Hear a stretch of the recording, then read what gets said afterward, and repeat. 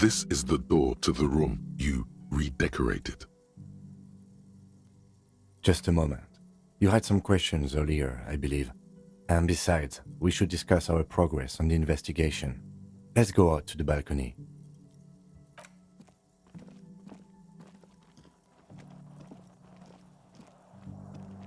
The air outside is brisk. The lieutenant is silent for a moment. He listens to the traffic hum.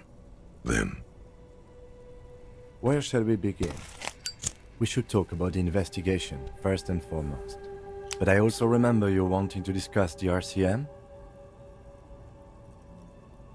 I have a cigarette every night when I go over my notes. It's something of a ritual. oh man, he looks so devastatingly cool with that cigarette.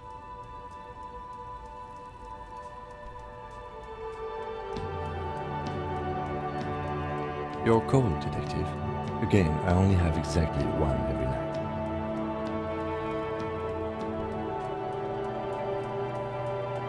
You mean this?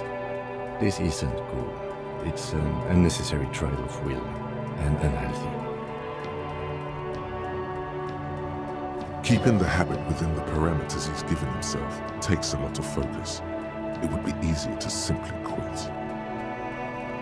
Yet, were he to quit, he would lose the cool factor.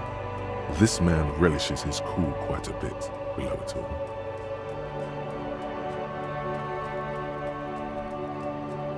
Yes, it's been a long and eventful day.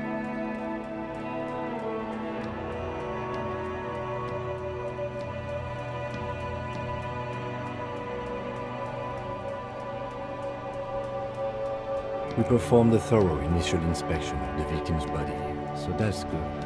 One could say it's the main thing to do in a murder. Then you shot the body down, which was quite a shot.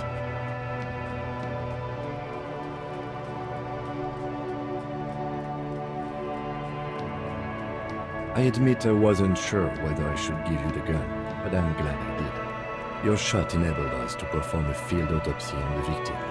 We found some things we can really work with. I still feel like we're missing something, but we performed a thorough search of the premises of the crime scene. That's great. He's right. You could smell it. That something is missing, even under the overpowering odor of the corpse. Now, as for interviews, my list of people to talk to here in Martinez, I mean.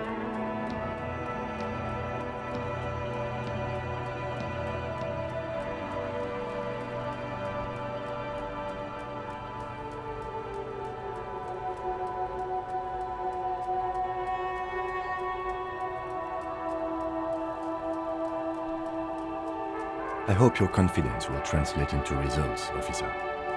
We weren't able to find the union leader, Everard Clare, much less interview him, so that's on the to-do list for tomorrow. We didn't talk to the Wildlands rep. We really must do that tomorrow. Above all, though, today was exhausting. What's with all the running? You run a lot. Is that a standard Precinct 41 practice? I have a really good theory about why you're running so fast, son. Just you wait until we get up tomorrow.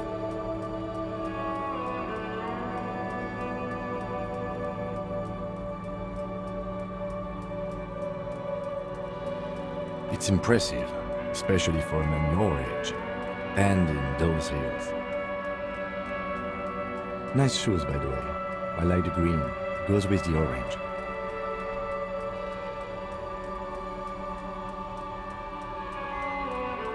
They're quite limited, actually.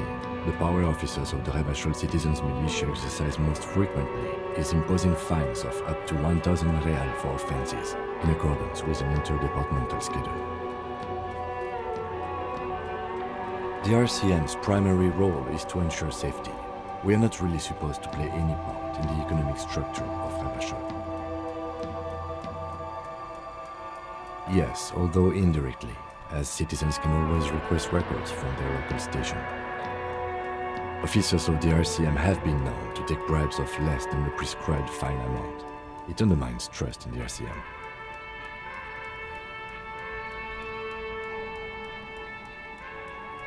We can arrest people, of course, but rather than bringing someone in directly, it's preferable to serve a station cold sleep. It prevents confusion and overcrowding.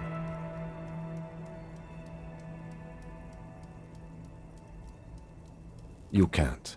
Those who don't show up become fugitives, though, and have fewer legal rights when they are eventually caught. It's about power projection. Thus far, they seem to mostly show up. As you may have gathered from the fact that we are expected to carry a record of our kills, like the one in your watermarks, we are permitted to use whatever force is necessary, and strongly admonished not to abuse that power.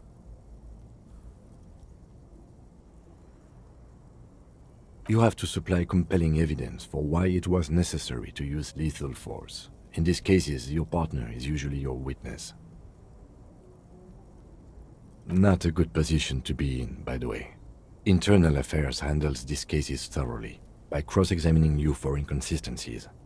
It is hard to cover for anyone, which is for the best.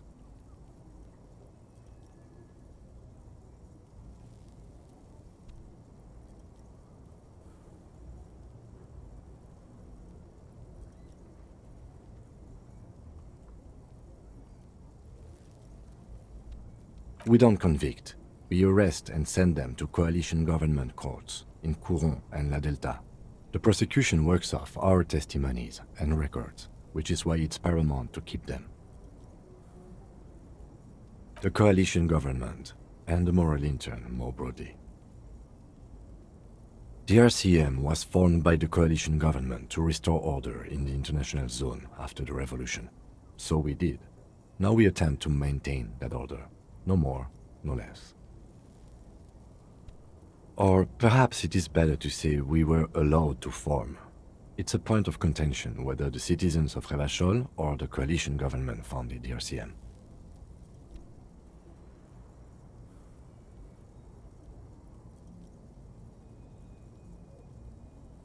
Silence. A great comment to such a conundrum. The Moralist International are the world's largest political organization.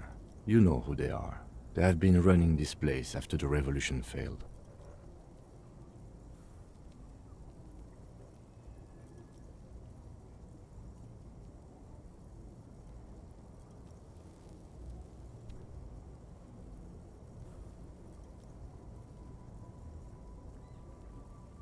They're a union of center-left and center-right parties across the Real Belt. Our coalition government is just one of its many projects. They also run the ICP, EPIS, most intergovernmental organizations in the world. What do they believe in? They are Dolorians. They believe they continue the humanist project set forth by Her Innocence Dolores Day 4 centuries ago. Others say they are just technocrats. Interesting question. It's a blue forget-me-not. Their motto is love, compassion, self-discipline. I think you can gauge what they want you to think of them from that. Something kind and usual.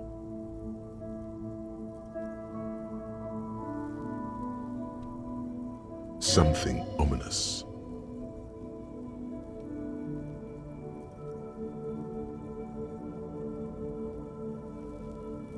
Something even a little feminine, but in a strict manner.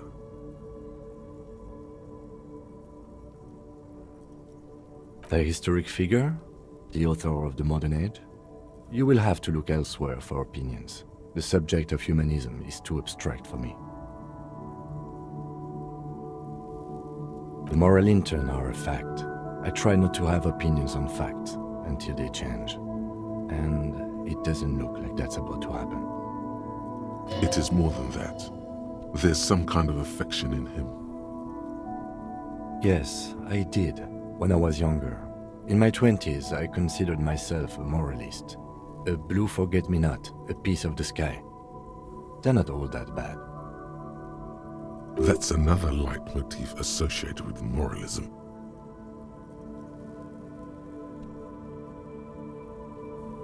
But the years have changed that. I don't know what I believe in now.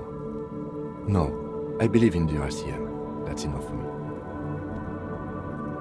Do you?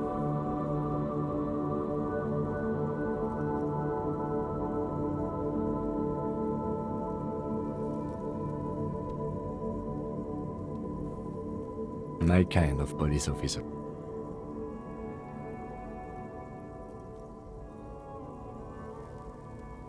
The dying lights of the city shimmer below. Slowly, like luminous clouds, they pass on his lenses.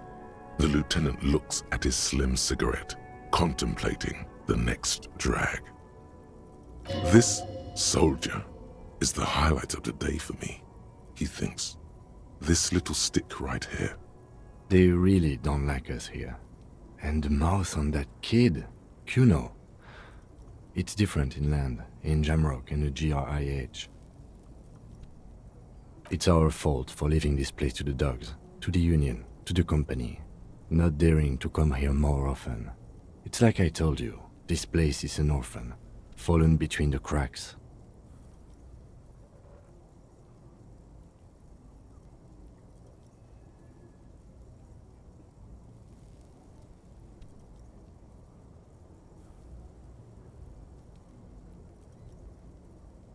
We run this city. West of the river is RCM land. It's incredibly hard.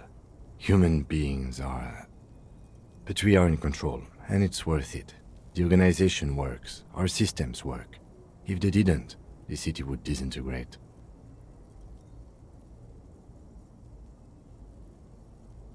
Probably not. Anyway, positive change happens slowly. We never really get to see the impact of our actions. Yeah, it's getting very cold now. Let's go.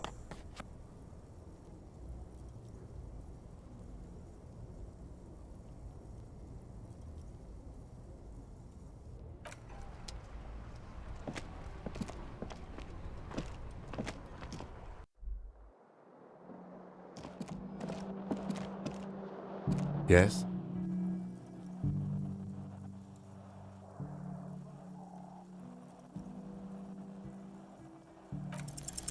Look at you.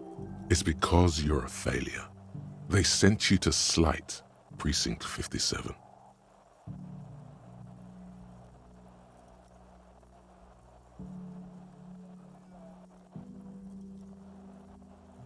Just think about it for a second.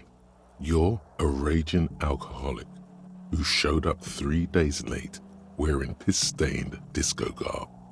You weren't sent here to win. I've considered it. It would be immensely ugly of them, not to mention unprofessional, but I also think it's somewhat unlikely. I checked the records. This jurisdiction dispute, who polices Martinez, reaches back to the 30s. It's as old as my station. And all this time we can't decide who gets Martinez? I think, yes, both stations would prefer a win. I am the finest of nothing. Safe? No. But you're old. You've made it this far. Something has brought you through. We've only just started working together, so I don't know what it is yet. But it's there.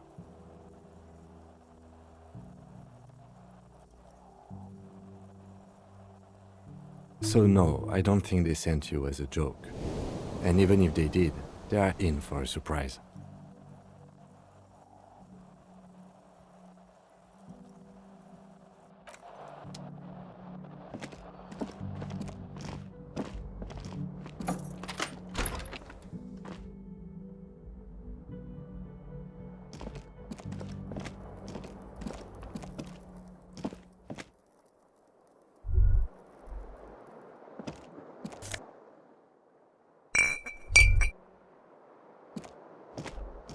The window stands broken in its frame. Cold wind blows in. You see some lights shimmering outside, but it's difficult to make out the outlines of the buildings below. Dark phantoms with many tiny eyes, chaotically arranged and not looking at you.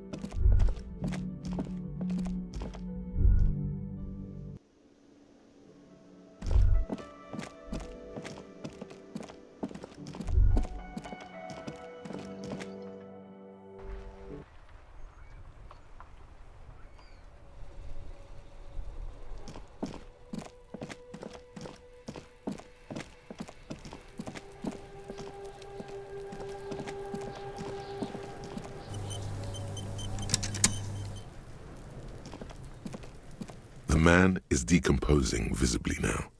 Every hour, he looks less like a creature and more like a pile of intestines. The body is reluctant to let go of the boots, as though it were its last bit of dignity. Whoa! Kuno's little sneak pig's back for the booty. Yeah, fuck it to pieces for us, liar cop. It's not completely useless. You're able to reveal a little more of the putrid polymer sock beneath the boot.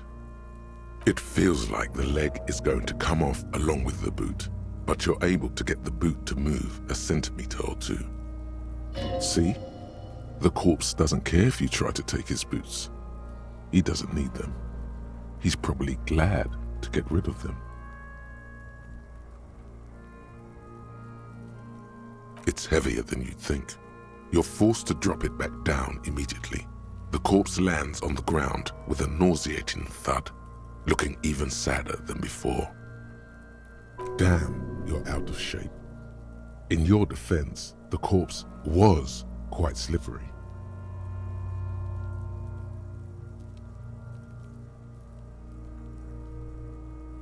This is the right method.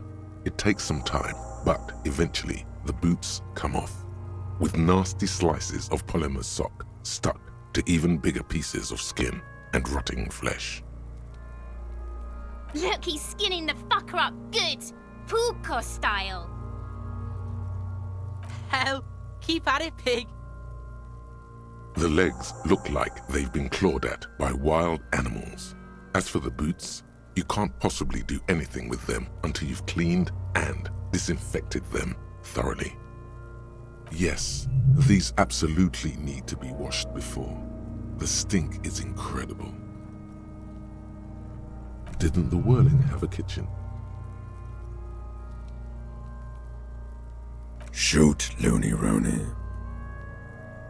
Oh yes, Kobo mi Lobo. In the gift horse's mouth. Tracts and wakes and waterways. Ancient materials buried. Just a small gulp away, my beloved Kobo. A small gulp away. Come back later, Kobo. Amuse yourself with my frank manners and my memento mori features. If possible, also, see me in your dreams.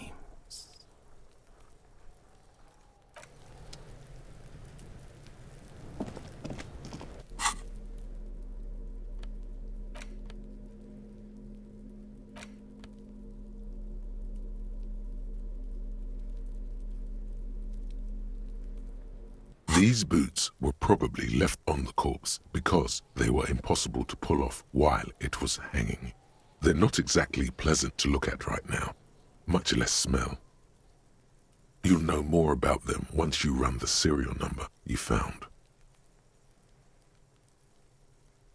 The size seems about right, once you get the foul-smelling flesh gunk out.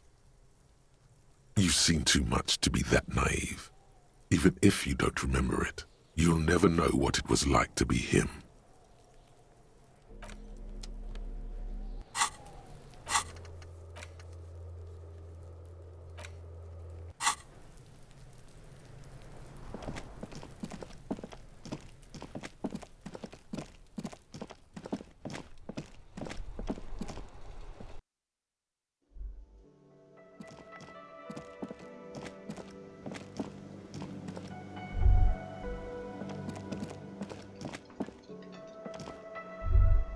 This industrial gas-powered stove has been used to prepare food for many hungry hostel guests. There are several pots and pans on hand. A commercial pot draws your attention. It's very large, gigantic even. It could be used to make enough stew to feed an entire city, and also to boil a putrid pair of death boots.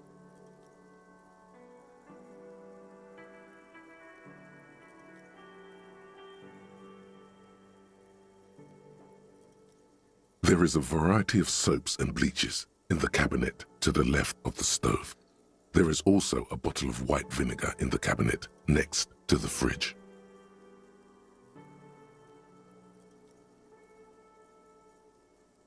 The delicious smells of cheap soap and vinegar waft up from the pot. All right now, chef, light up the stove and boil them. The strong smell of vinegar forces you to step away from the pot. The water slowly comes to a boil. Strips of polymer fabric and human tissue separate from the lining of the boots. They float to the bubbling surface. A two-course dinner of rotten flesh and hardened ceramic.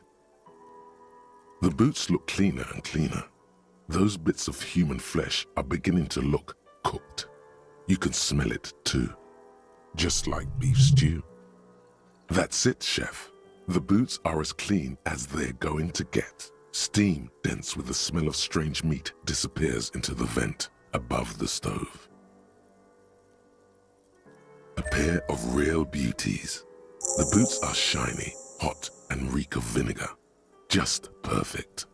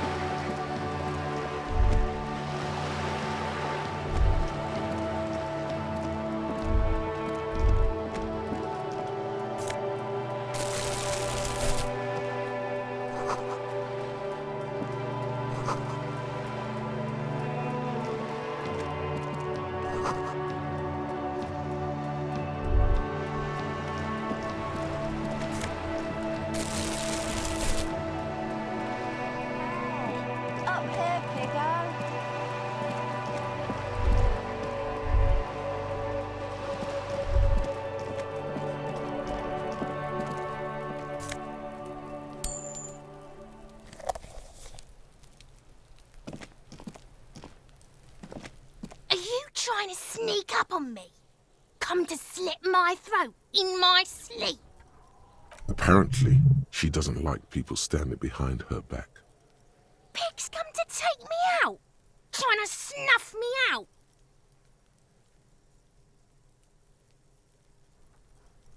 Don't get fucking clever with me, pig. You think you're so clever.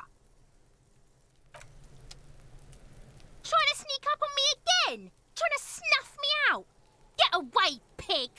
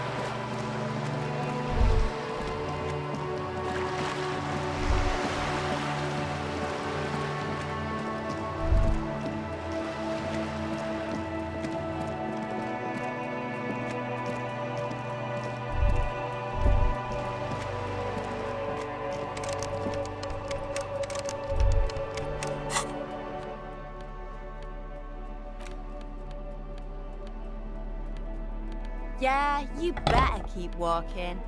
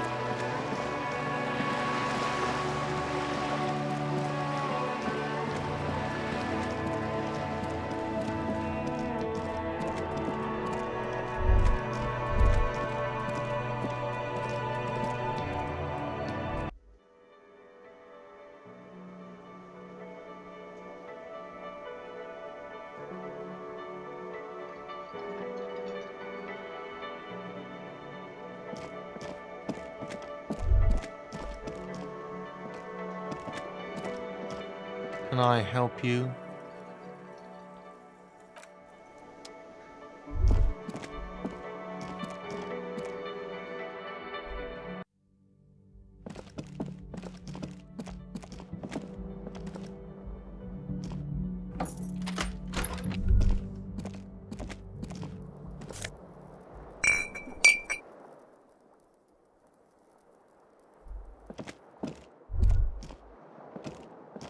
The fan stands still.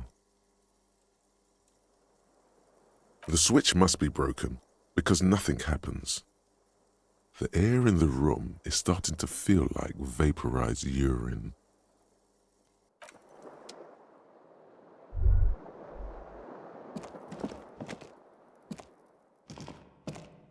A mirror hangs on the bathroom wall. In it, your face, adorned with the expression.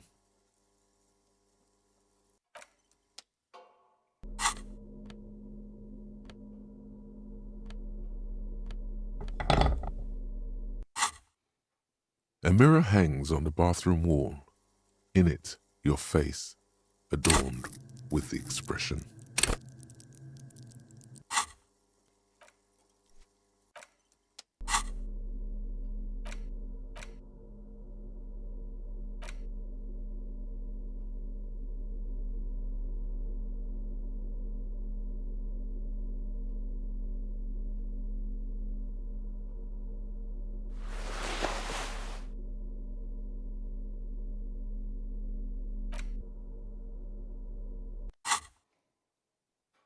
A mirror hangs on the bathroom wall. In it, your face, adorned with the expression. The faucet is quite terribly mangled, but you just might be able to twist its parts into place. You handle the chain cutters deftly, applying just enough pressure. The faucet regains a recognizable shape. The steam stops. Told you that you needed those chain cutters. Everything is connected. Everything has a purpose. The mirror begins to clear slowly without you having to wipe it.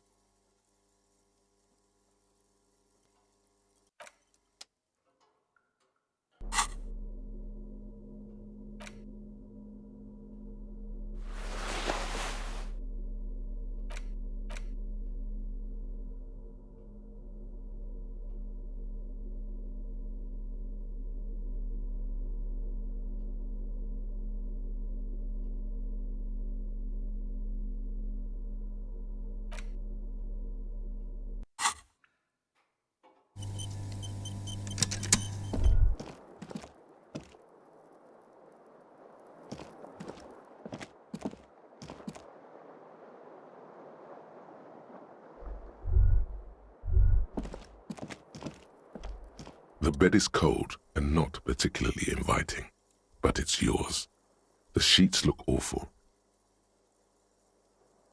The option to go to sleep becomes available every night after 9 p.m.